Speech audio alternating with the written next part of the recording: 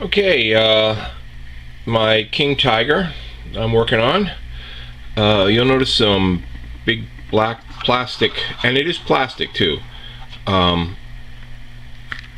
covers over the intakes.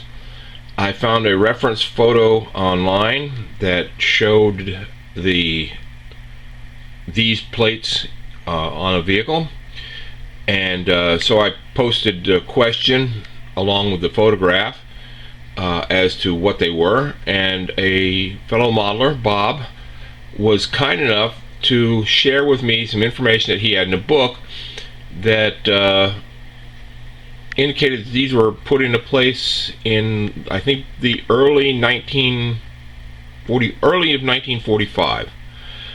Now, I thought they were kind of interesting. I could only find one reference photo online. He had some more, which helped me find out that the front ones need to have a small curve cut in them to accommodate the turret's movement. Oops, there it goes out of focus. As I point out, I was going to use some aluminum flashing or perhaps some copper sheet that I had, but I discovered in my stash of stuff some extraordinarily thin black plastic. So after some experimentation, found that it worked well with the Tamiya glue. I cut some 1mm rod and placed it underneath, and then glued this to the top of it. And the little bolt details are from a Ming bolt set, nut and washers side. So it's not nut, but the bolt head and washer side. And that's the start.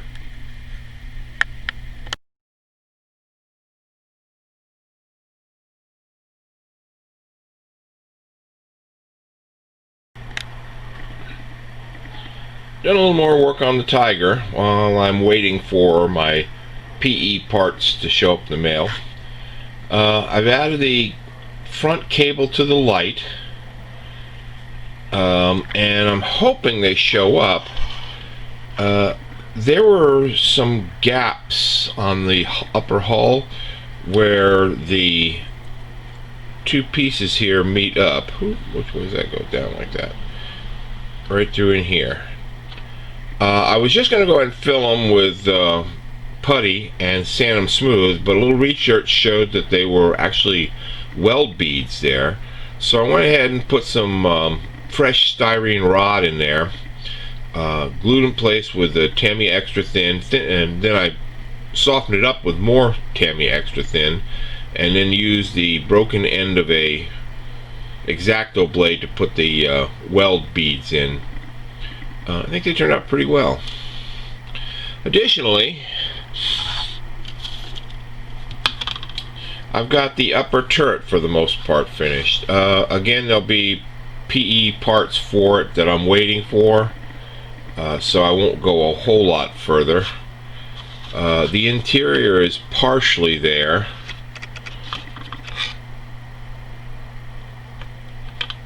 And you're not probably going to be able to see a whole hell of a lot. The ammo racks were there in the back. I probably can't see them at all. And since I want the hatches open, I added homemade shells, basically just the back ends of them to fill all the empty spots. It gives it a little more interest inside. And that's kind of where it sits at the moment.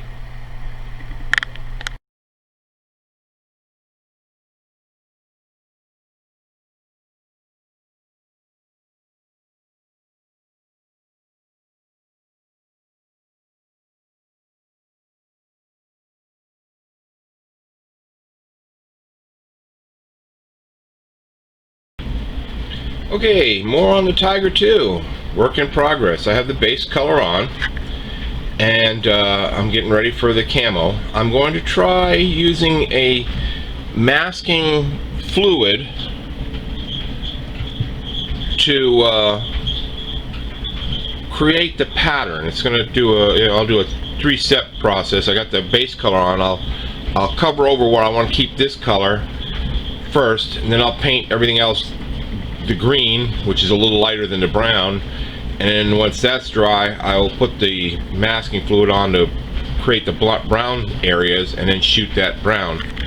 I've got an experiment going on the bottom with it just to make sure that it's not going to peel the paint off. That would really upset me a lot. Now as for the tracks, they're finished, they're painted, and I think personally they're the best looking tracks I think I've ever done. I followed the steps that Night Shift,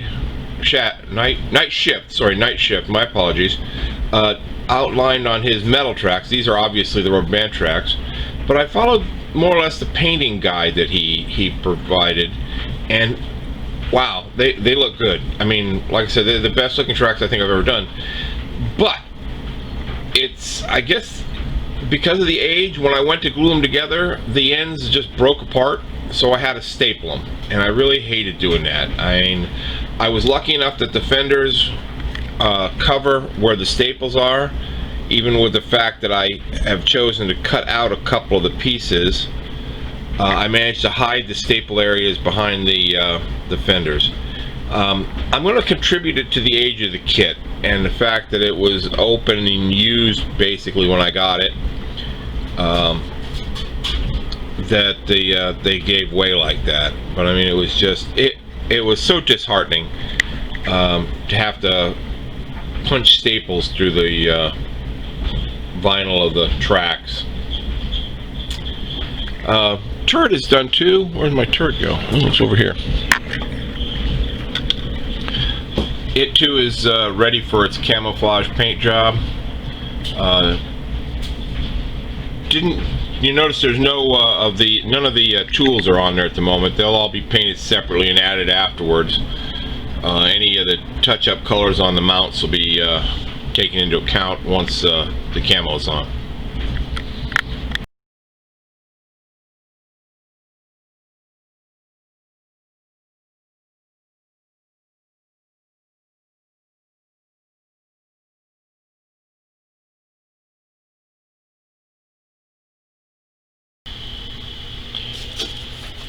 Alrighty, what we have here now is a brown tank, and hopefully what we will end up with is a camouflage patterned tank. I used some stuff called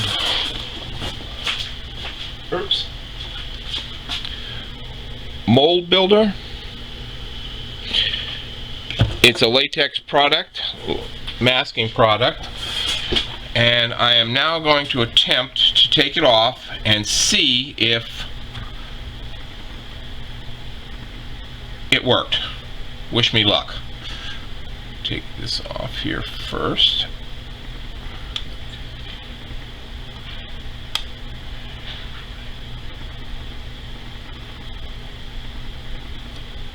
Okay.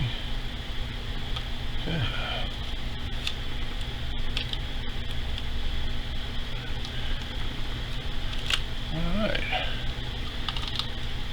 Well, that didn't turn out too bad.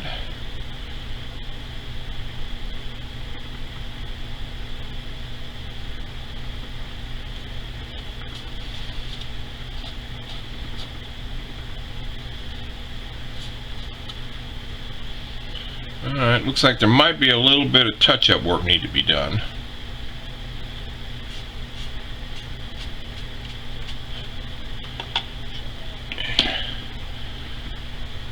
The brown paint's only been drying for a couple of hours, whereas the yellow and the green underneath it have been drying for quite a while, like a day or more.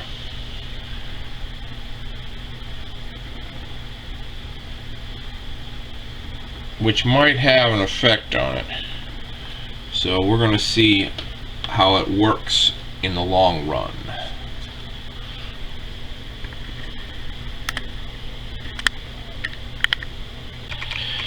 Okay, I let it set a little longer, and then I peeled the stuff off, and it came off a lot easier. Lines are relatively nice and clean. Obviously I scraped a couple spots that I needed to touch up with some paint, because that's just the way it works with me. And I found that this worked real well. This is a 400 grit sanding stick, and for those little edges that just weren't, they just kind of want to, need a touch cleanup, it does an awesome job. So this is the base. I have to do the turret yet, or well, undo the turret yet, and then the spots are going to go on.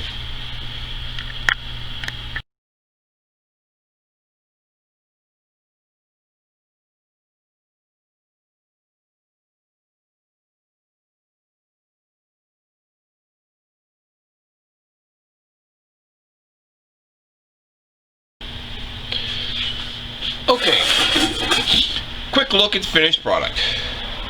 This is the Tamiya King Tiger, the Andreas and Ardennes front variant, in a ambush pattern paint scheme, camouflage scheme, with Edward PE aftermarket accessories. The kit was actually a lot of fun to build. Like most Tamiya kits, I have yet to have an issue with them. It's pretty much so straight out of the box. I think the only actual scratch building I did was I added the wires from the headset on the Commander down into the turret, top of the turret.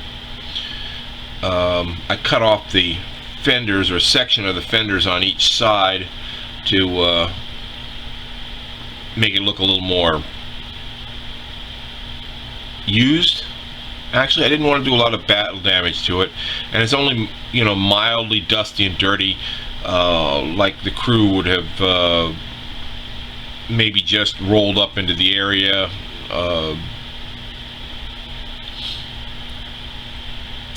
or is rather efficient crew at cleaning things. I didn't want to get it too battle damaged. The figures are painted in accordance with the instructions. The epaulets on the Commander, along with his badges and awards, and the loader, are all Tamiya appropriate decals for a tanker, and in scale. I enjoyed it. I liked it. It was fun. I definitely recommend this thing to anyone who wants to build one. And I want to say thanks to my friend Ron, who gave it to me. He works at the museum. He's one of the volunteers at Descents at the museum, where I also volunteer, and used to build models himself, but no longer does so. And he was kind enough to provide this kit to me, and thanks, Ron.